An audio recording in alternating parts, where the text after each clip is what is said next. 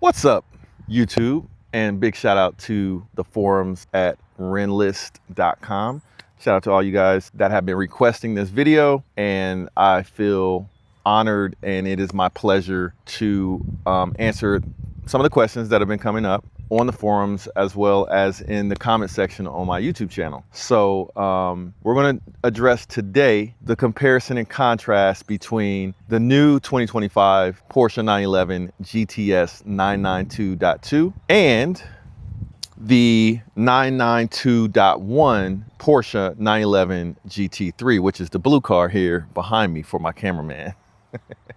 So yeah, this is both of these are my cars. So a lot of times you see review videos where people are talking about cars that they borrowed for 5 minutes or 50 minutes, whatever, but they don't own the cars. So they don't get the full experience driving a car in different scenarios as a daily driver, going to the track, going on road trips, things of that nature. And I have done all of those daily driving activities and some road trips in both of these cars. So I feel like I'm uniquely qualified, or not so unique to all those Renlist folks out there that have both cars. But I wanted to answer the question on the difference between these two cars. And you guys are probably going to ask which one I like better. And the answer is it's complicated.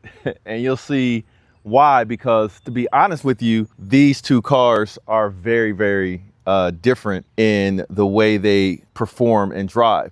Now, I will tell you two things right out the gate that are like the big elephants in the room for me, and that is the styling of the new 911 GTS 992.2 with the new shark fin air vents in the front bumper. Those in pictures and when the car first came out, that was a polarizing thing that I wasn't sure how much I liked it or didn't like it in the pictures. But in person, and I know we're on video, so it's another picture thing, but in person, this freaking thing looks pretty damn good. Am I right, camera woman? She's shaking her head, yeah.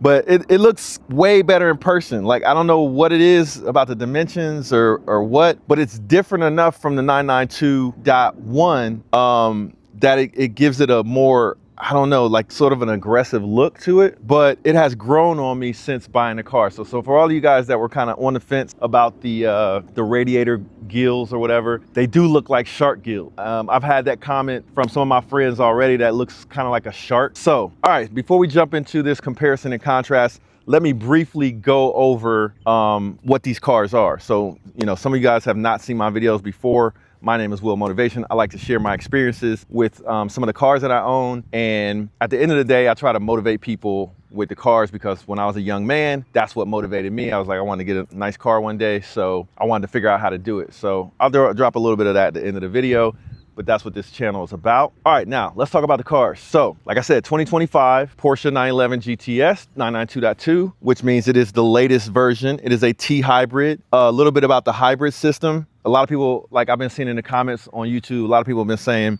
you know, a hybrid. I would never get a Porsche that's a hybrid. And here's the thing.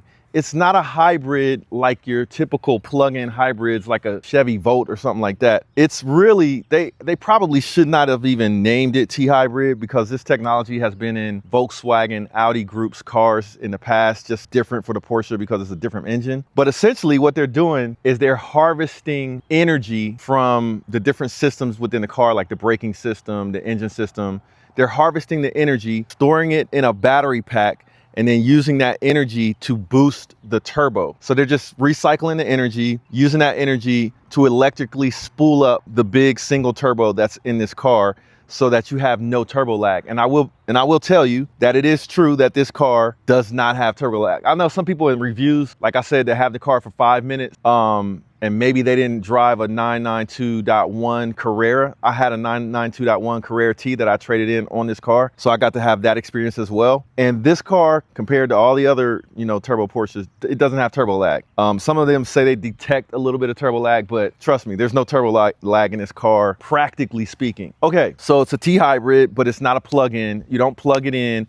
It doesn't give you any real extra efficiency other than efficiency around spinning up that turbo. So it's not like a typical quote unquote hybrid that people are thinking of that's electric mode only. This doesn't even have an electric mode only for the car. It's a straight turbo Carrera with the benefit of a spooled up turbo when you hit the gas. All right, so that's sort of the elephant in the room with this car. It does not, it's all factory except for I have a little bit of a lower suspension to get rid of some of the gap. So you'll see it has less gap right here between the tire and the car, a little bit less gap, as well as in the front. It's a little bit lower. That actually helped out a lot with the look of the car. So that's the only modification I have of the car. So when I'm talking about the comparison and contrast with the GT3, I want you guys to know that this is stock other than a slightly lowered suspension.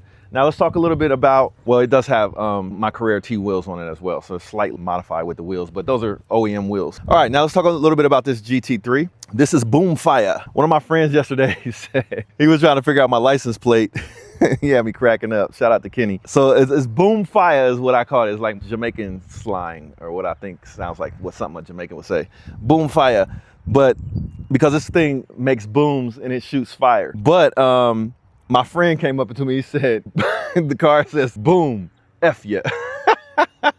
I got a good laugh out of that. But anyway, it does have an aftermarket IPE exhaust on it. Shout out to IPE, the absolute best exhaust that you can get on a GT3. Some people will say R1, and shout out to them. I had a GT3 991.1 with the R1 exhaust on it, and it did sound good, but this right here is next level. This is IPE's full header back exhaust for the track. So it sounds crazy. It's not a fair comparison from the exhaust perspective, but it is a 2022 911 GT3.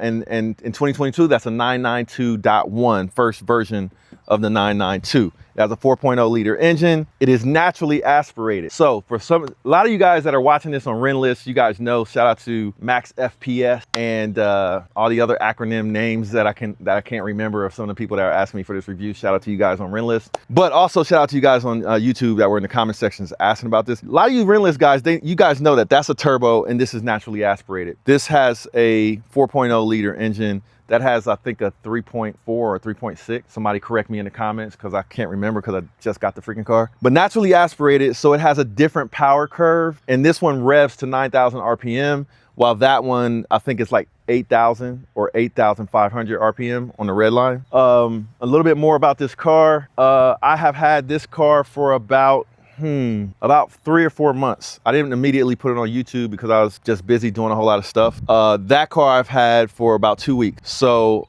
I need some more seat time with it, but I've had enough seat time with it to give you my first impressions. And instead of me saying which one is better, I'm gonna try to break it down into, because I like both of the cars and both of the cars are pretty cool, but they're different. So I'm gonna break it down in the perspective of the GT3 is for this type of owner or this type of driver that appreciates these things. The GTS is for a different type of owner or driver that appreciates others. So that's how we're gonna break it down. So let's go ahead and start with the GTS. The driver that I think will appreciate, and I'm gonna keep in scope of this video comparing the two. So the driver that will appreciate, here's some of the things that you're going to appreciate with the GTS compared to the GT3. And you got to determine what kind of driver or owner you are, what kind of cars you like, to determine which one will be better for you. With this car, you are going to get one of the immediate things you'll notice. This one, they both have the extended range fuel tank, but this turbo vehicle out the box is going to get you a lot better gas mileage than the GT3. So the range for something, I like to do range rather than miles per gallon, because in my scenario, the range is what I care about. Like when I go on a road trip, I don't want to be stopping every 5 minutes. This will give you more range. I think realistic street miles, let's say you're on a road trip, I think you would have to fill this up after about 390 miles to 410 miles. That's when you're going to need to fill this car up. That's a lot of range. That car, instead of 390 to 410, you're gonna have to fill this one up probably around 320 miles on a road trip to maybe a little bit more, maybe 350, 360 in the GT3. Now, city driving, that's gonna eat up a whole lot more with the tune that I have on it from Stage 4 Tuning. Shout out to them, because that tune is freaking nasty. But In city driving, it's even worse. This one, you're gonna get like 280 or 290 if you're lucky. And then city driving with this one, you'll probably get 340 or 350, something like that. So it's a significant difference. So if you want fuel range and economy, the GTS is for you. All right, next up, I'm gonna go some positives and then we'll show the positives of that one.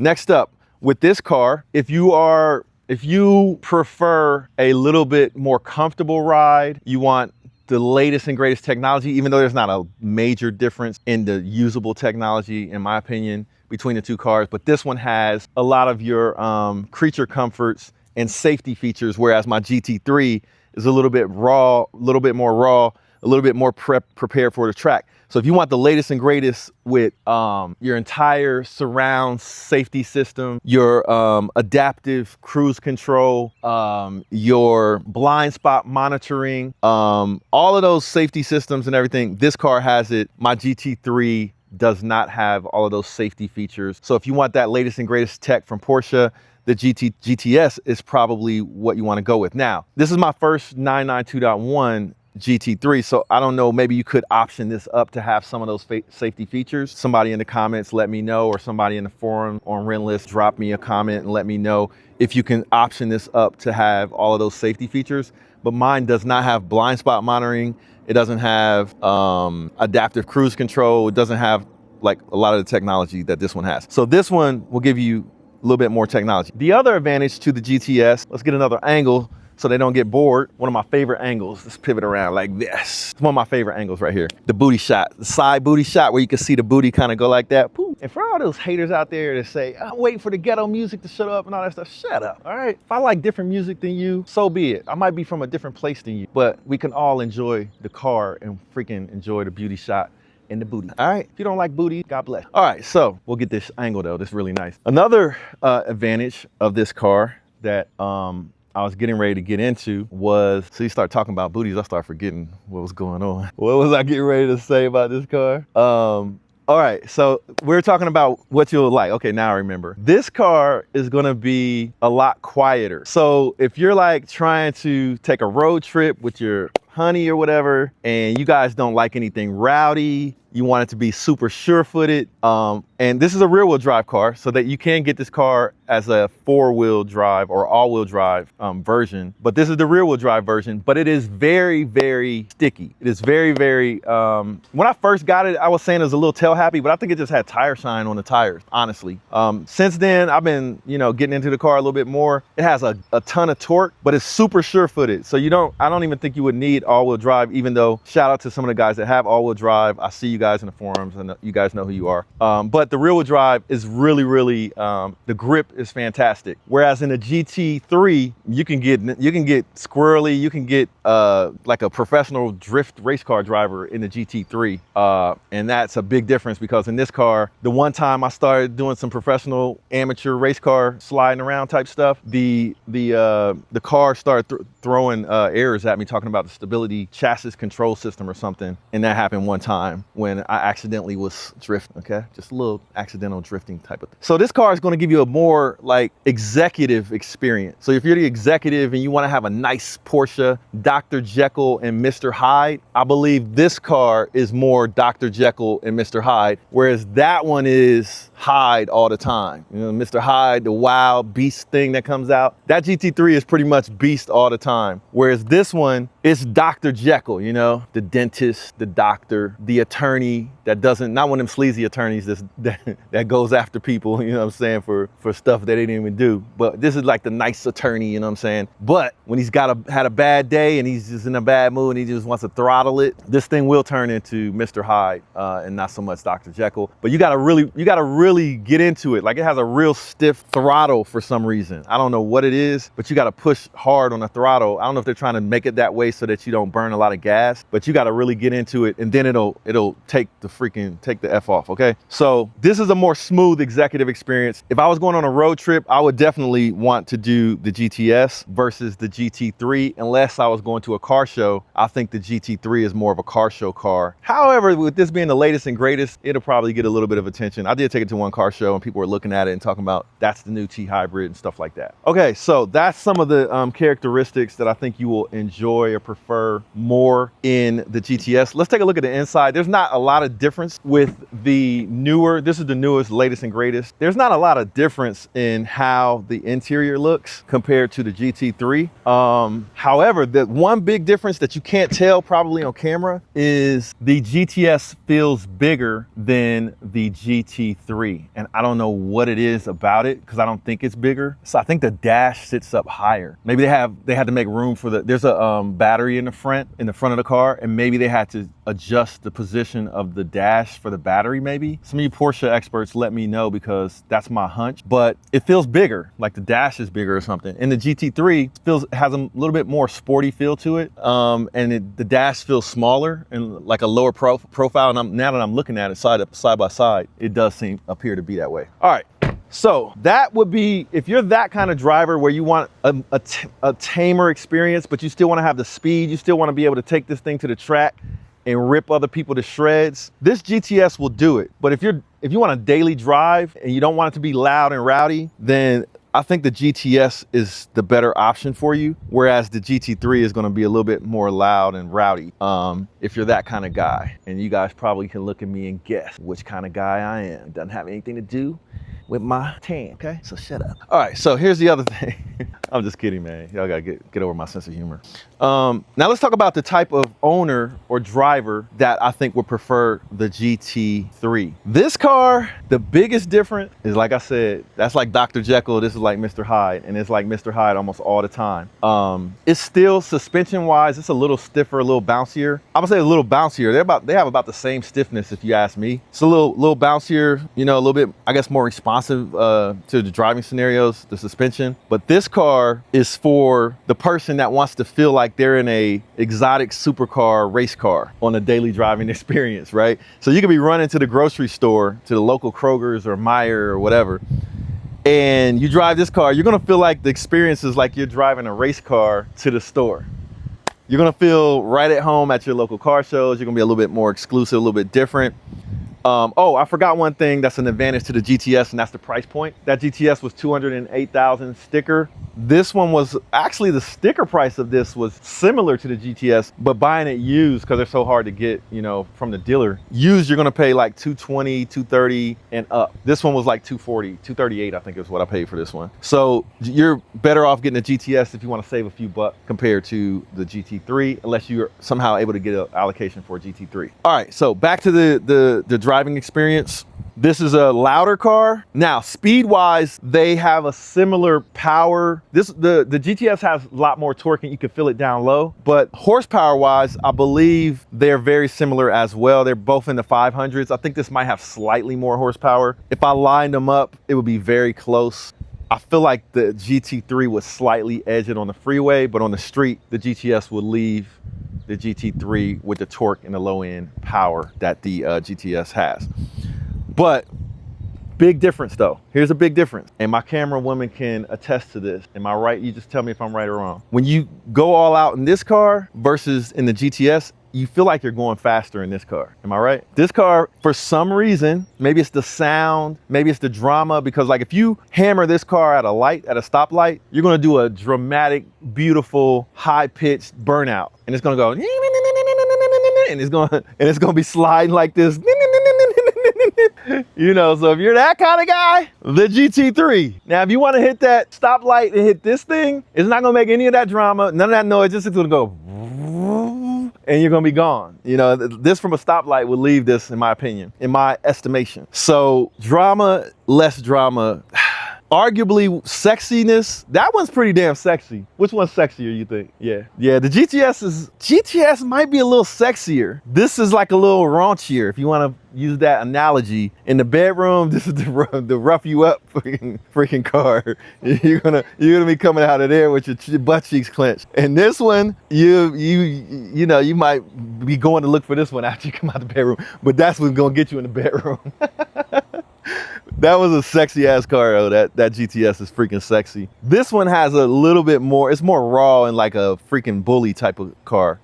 So you got to determine which kind of owner and which kind of driver you are. I can appreciate both of them because I love doing road trips. But let me break down some of the other reasons why you would choose the GT3. Let's get another angle. Let's come on. We're gonna give you guys some different angles because you guys like to see the car more than you like to see or hear me, which I agree with, because when I watch videos, I want to see the car more so than the person that's talking. So let me get behind the car while she gets the front of the car. All right, another reason why you might choose the GT3 is if you are the type of person that really loves to go to the track, or maybe you like to do back road drive, and maybe it's not going to be a daily driver, even though I could definitely daily drive this. It's not bad at all. But like you like to do your weekend back end drives and you want it to be like a really exhilarating experience, then I would say you would choose the GT3 for that experience. Now, when I drive both of these cars with my buddies that also drive supercars like Huracans, Ferraris, other Porsche Turbo S, stuff like that, they all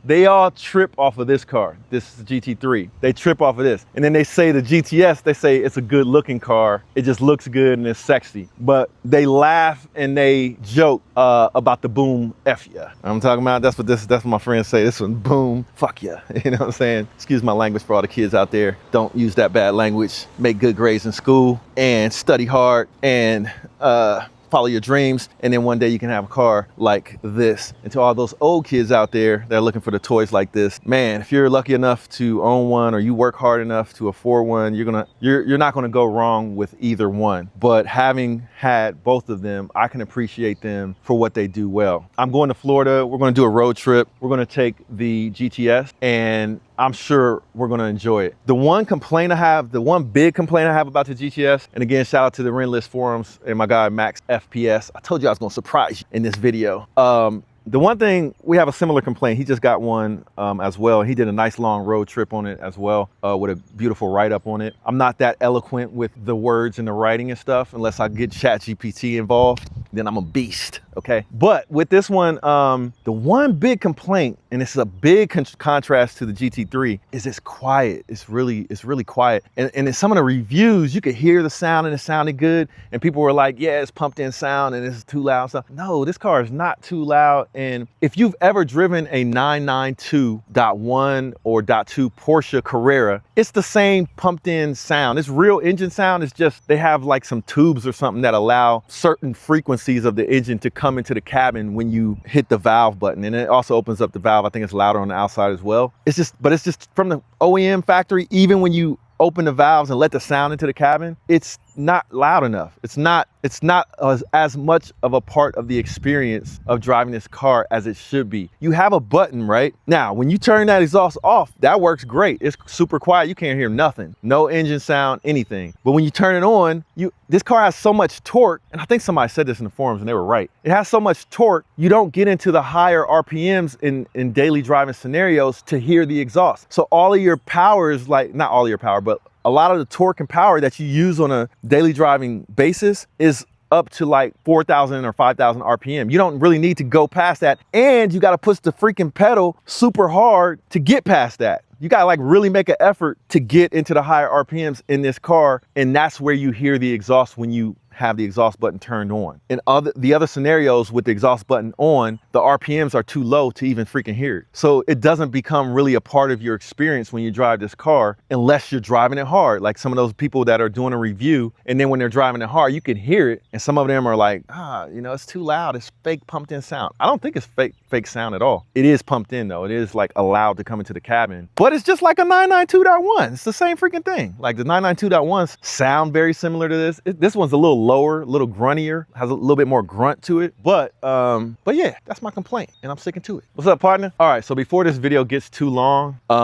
let me show you the interior of this so you can see it's a little bit different. For some reason, I think the dash like is slightly bigger. When you look at it, it does look a little bigger by probably about 4 inches, seems like. But let's take a look at the inside of this so you can see what it looks like. They both are loaded with Alcantara, which I love. I love Alcantara in a sports car. But this has been my honest review, not review, but comparison and contrast. I need to review both of these cars, like a detailed review, but I don't know. I'm like I said, I didn't want to say which car I prefer more than the other. I can appreciate the differences. This feels more like a dramatic race car that can be rowdy if you want to drive it rowdy, whereas the GTS is more of your daily driver, touring, and I know it's probably not supposed to be touring unless, what is it, GTS? Is that Grand Touring Sport? I don't know what GTS stands for. Somebody, again, from Renlist or somebody in the comment section. Because, you know, I've owned 5 Porsches, I think, at this point. But I'm not like the guy that goes and studies all the little micromillimeters of the ports and intakes and engine stuff or whatever. I'm a guy that enjoys the car. I like how they look. I like how they sound. I like how they perform. I do know enough, you know what I'm saying, about the cars and the experience driving the cars to talk about them. But this is just my opinion. And I don't want to say which one I like better or worse. I would prefer to tell you what you'll appreciate with the car so that you can make your own decision just with the fact and my driving experience shared. All right. So I like both of the cars, slightly different use scenario, but both of them can be very fun to drive. I think the big elephant in the room for the GTS is it's too quiet and the sound is not as enough of the experience of the GTS. That's what I think is missing in the GTS. But on the flip side, it has all of the latest technology, creature comforts in the GTS and a great road trip car. Whereas this is more raw and more of a rowdy, exotic for your car shows and for your back road drives and stuff like that. Yeah, they're both beastly cars. Shout out to Porsche for making 2 great vehicles. So hopefully you guys appreciate this comparison and contrast of the vehicles. And with that, to all of the haters that don't like my ghetto B-roll music,